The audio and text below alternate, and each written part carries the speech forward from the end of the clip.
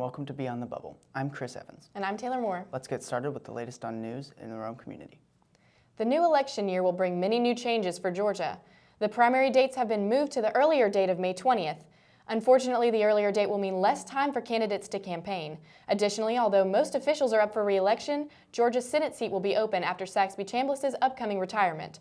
For more information on the upcoming Georgia primaries, be sure to see the full story on SavannahNow.com.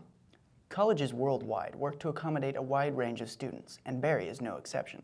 For handicapped students on campus, Berry works to make the necessary accommodations. Reporter Ryan Warwick has the full story. Opening doors, walking upstairs, and hanging up clothes are everyday tasks that are not typically a challenge for most students. However, some here at Berry have trouble with daily routines.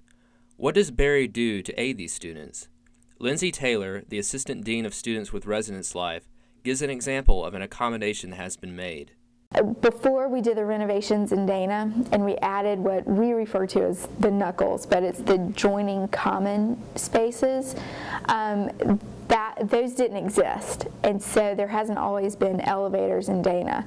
And so if you were in a wheelchair, or if you had any kind of difficulty navigating stairs, if you had any kind of mobility issues, Dana was out of the question for you because you had to navigate stairs to get anywhere in Dana. And so when we did the additions and we did the renovations of Dana, adding those end lounges with the elevators made Dana accessible to any student. So that was critical. We just opened up a whole new building and possibilities for students. Freshman Caroline Schuler shares her experience with the administration and their willingness to help. Miss Van Sice is just very, upfront. What do you need? How can I get it for you? And I like how Berry helps me. It makes me feel like I have someone to go to if I need some help with something, I can ask and they'll get it for sure. Accommodations the college has made include keycard access into certain rooms, elevators, and room alterations.